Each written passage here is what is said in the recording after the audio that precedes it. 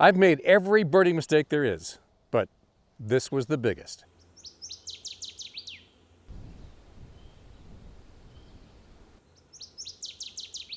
If I had a nickel for every time I've made this mistake, I'd have enough money to buy a pair of Zeiss Victory 10x42s for $2,500. Here it is. You see a bird you want to identify. You pull out the guidebook and look through the pictures till you find the one that matches the bird you're seeing. While you're looking at the book, the bird disappears. That's what birds do. They disappear. Don't look at the book. I blame it all on Roger Tory Peterson. 90 years ago, he put little arrows to mark the field marks we're supposed to focus on when trying to identify a bird. And we've been doing it ever since. Modern guides do the same thing. David Sibley does it in his books with the little arrows and better descriptions of what field marks to focus on. And they're not wrong. Field marks are more important than color. This is a yellow-rumped warbler. And this is a yellow-rumped warbler. Winter plumage. Less color, same field marks. This is an American redstart.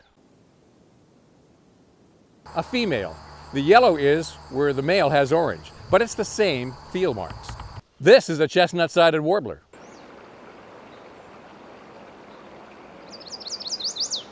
But so is this. A youngster just about to migrate. By the time they all get to Costa Rica, they're all going to look like this. Don't trust color. Trust field marks. But not yet. Here's what goes wrong.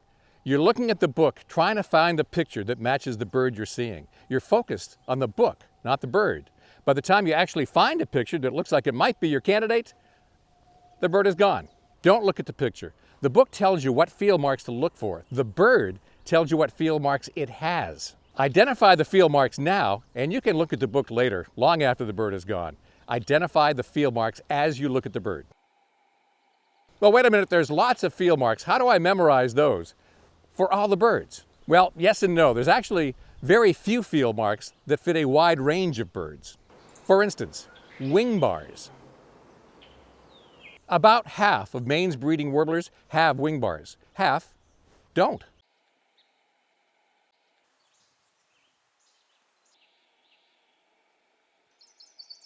Here are the top 20. Here are the top 20 minus the birds that don't have wing bars. Based on just that one field mark, you can eliminate half of the warblers from consideration. Yellow throat.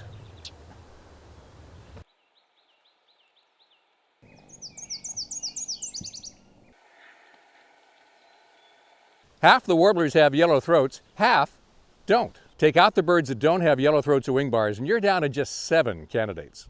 Breast streaks. Half the warblers have breast streaks, half of them don't.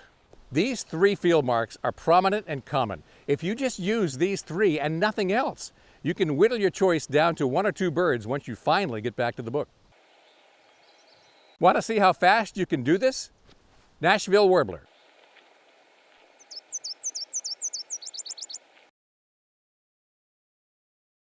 Did it have wing bars? No. Did it have a yellow throat? Yes. Did it have breast streaks? No. Chestnut-sided warbler. Did it have wing bars? Yes. Did it have a yellow throat? No. Did it have breast streaks? No. Black-throated green warbler. Did it have wing bars? Yes. Did this black-throated green warbler have a yellow throat? No. Did it have breast streaks? Yes. It's the same thing with sparrows. Half of them have breast streaks, half of them don't. You can do this with a lot of categories of birds. Just by watching the field marks, you don't need the book yet. If you just look at the 3 major field marks, you can whittle down your choices very quickly. There are a few others that are helpful. Eye rings. If you see an eye ring, your job just got a whole lot easier.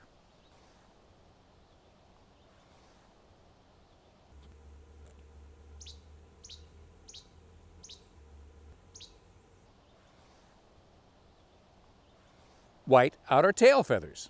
Dark-eyed juncos have them, Vesper sparrows have them, northern mockingbirds have them, eastern meadowlarks have them, American pipits have white outer tail feathers. And I love the two-tone black and white tail of a magnolia warbler because it's always sitting above you, black to the tip, white down the middle.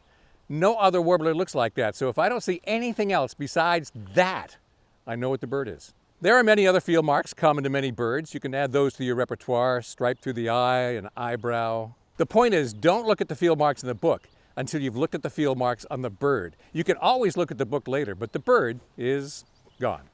This is so important, I leave the book in the car. Even if I go to a brand new place with lots of lifers that I've never seen before, I leave the book in the car. It forces me to look at the bird, and I need to be forced. There is one other problem with relying on the book. The book now holds the memory of what the bird looks like, the field marks you're supposed to look for. If you look at the bird and study the field marks on the bird, you'll remember what you're seeing much easier than relying on the book. One caveat to all this, there are some birds that are just plain trouble, especially troublesome pairs. Birds that really look alike and are hard to distinguish. For instance, greater and lesser yellowlegs, black-bellied and American golden plover in the fall, sedge wren and marsh wren, black-capped and Carolina chickadees, Nelsons and salt marsh sparrows. There's a lot of troublesome combinations. But in most cases, there is one or two subtle field marks that you're supposed to look for to differentiate the troublesome pair.